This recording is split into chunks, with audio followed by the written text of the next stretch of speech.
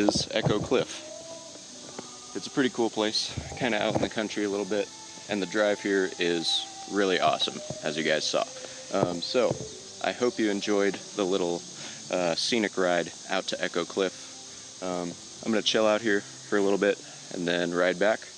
But I will see you guys in the next one. Make sure to subscribe down below for more automotive content. As always, enjoy the road.